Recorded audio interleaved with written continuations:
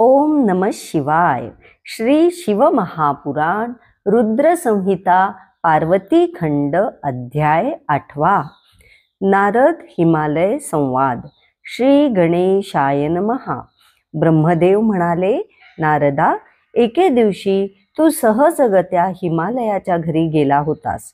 त्याने तुला नमस्कार केला, तुझा यथोचित सत्कार केला, आपल्या कन्येला तुझ्या चरणावर घातले व म्हणाला, ब्रह्मर्षी, आपले पाय माझ्या घराला लागले, त्यामुळे मी धन्य झालो आहे.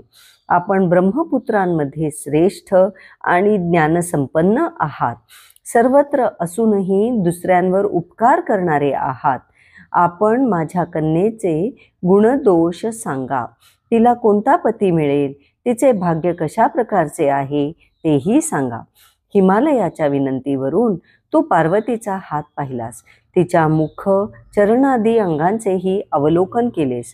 मग म्हणालास, शैलराज मेना, तुमची कन्या चंद्रकलेसारखी वाढत आहे.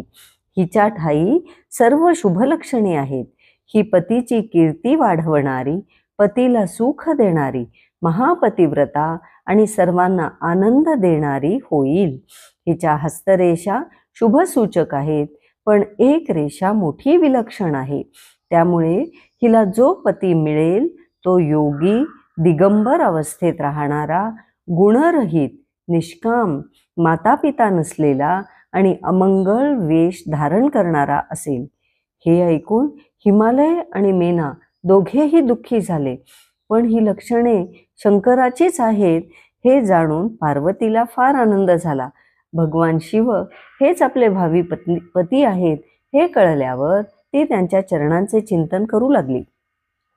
काय करावे? हिमालयाला मोठा प्रश्न पडला. तो तुला म्हणाला, मुनीश्वर, पार्वतीचे भविष्य जाणून मी फार व्यथित झालो आहे. तिला चांगला पती मिळावा यासाठी काही उपाय करता येईल काय? तू म्हणालास, गिरिराज, माझे वचन कधीही खोटे ठरणार नाही. हातावरील रेषा म्हणजे ब्रह्मलिपी आणि ब्रह्मदेवांचे विधान अटळ असते. पार्वतीला याच गुणाने युक्त असलेला पती मिळणार हे जरी खरे असले तरी त्यामुळे निराश होण्याचे काहीही कारण नाही. मी काय सांगतो ते लक्षपूर्वक ऐक, म्हणजे सर्व गोष्टींचा उलगडा होईल. मी हिच्या पतीची जी लक्षणे सांगितली ते सर्व भगवान शंकरांच्या ठाई आहेत. ज्याप्रमाणे सूर्य, अग्नी किंवा गंगा यांच्याजवळ अशुभ वस्तू गेली तर ती दोषास्पद होत नाही, त्याप्रमाणे ही कुलक्षणे असली तरी शिवजींच्या ठिकाणी ही सुलक्षणेच होतात. कोणताही दोष असमर्थांना दुःखदायक होतो, समर्थांना नाही. हेच मला यातून सुचवायचे आहे. भगवान शंकर सर्वार्थाने समर्थ आहेत. ईश्वरांचे ईश्वर निर्विकार, अज, अव्यय आणि अविनाशी आहेत. ते उपासकांना लवकर प्रसन्न होतात आणि तपश्चर्या करणाऱ्या भक्तांच्या अधीन होऊन राहतात. तू आपली कन्या विवेकपूर्वक त्यांना अर्पण कर.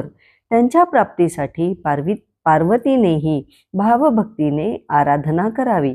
तिच्या तपश्चर्येने सर्व ठीक होईल.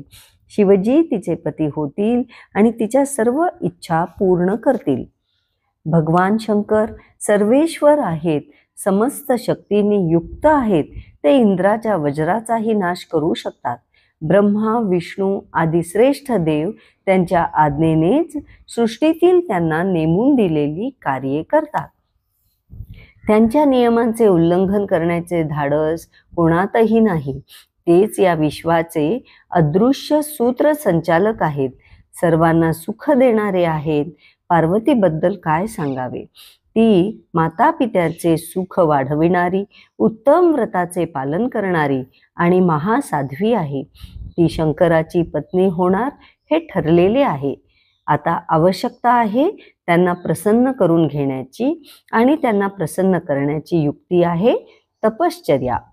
पार्वतीने त्यांची नियमपूर्वक आराधना केली तर ती त्यांची प्रिय पत्नी होईल, त्यांना वश करून ठेवील. तिच्यासारखी तपस्विनी सोडून हे अन्य स्त्रीशी कशाला विवाह करतील? शिव आणि पार्वती एकमेकांना अनुरूप आहेत. त्यांचे एकमेकांवर उच्च कोटीचे प्रेम आहे. असे अलौकिक प्रेम आजपर्यंत कोणी केलेले नाही आणि पुढेही करणार नाही. हे त्यांचे प्रथम मिलन नसून पुनर्मिलन आहे. यांच्या योगाने देवांची मोठमोठी कार्ये होणार आहेत. जे काही नष्टप्राय होण्याच्या मार्गावर आहे त्याचे पुनरुज्जीवन होणार आहे. ही तुझी कन्या तपश्चर्येच्या प्रभावाने शंकरांना संतुष्ट करून त्यांची अर्धांगिनी होईल. हिच्यामुळेच ते अर्धनारीश्वर होतील. ही गौरी नावाने प्रसिद्ध होईल. विष्णू, ब्रह्मदेव आदी सर्व देवमंडळी हिची नेहमी पूजा करतील. ही कन्या शिवजींशिवाय अन्य कोणालाही द्यायची नाही हा देवांचा मानस आहे. हे गुप्त रहस्य तू कधीही प्रकट करू नकोस. तेव्हा बोलण्यामध्ये चतुर असलेला हिमालय म्हणाला, नारदजी, मी असे ऐकून आहे की महादेव सर्वसंग परित्याग करून आणि मनावर संयम ठेवून नित्य तपश्चर्या करत असतात. ते देवांच्याही दृष्टीस पडत नाहीत. मग ध्यान मार्गात निमग्न असणारे ते संसार मार्गात कसे पडतील? माझ्या कन्येशी विवाह करण्यास कसे उद्युक्त होतील? अशा अनेक प्रश्नांनी मी गोंधळून गेलो आहे. शिवजी परब्रह्मस्वरूपातच रममाण असतात. ते प्रकृतीच्या पलीकडचे अक्षर, निर्गुण, निर्विकार, अजन्मा, भेदरहित, निरीच्छ, सगुण व सर्व काही पाहणारे आहेत. ते बाह्य विषयात मनच घालत नाहीत असे मला किन्नरांनी सांगितले आहे. ते खोटे समजायचे का? विशेषतः मी असेही ऐकले आहे की त्यांनी पूर्वी दाक्षायणी सतीला मी तुझ्याशिवाय अन्य कोणत्याही स्त्रीशी विवाह करणार नाही, तूच माझी एकमेव प्रिया आहेस आणि कायम राहशील असे स्पष्ट वचन दिले होते. मग ते पार्वतीला आपली पत्नी कशी करून घेतील? तेव्हा तू म्हणालास, गिरिराज, तुझा मुद्दा बरोबर असला तरी चिंता करण्याची काहीच आवश्यकता नाही.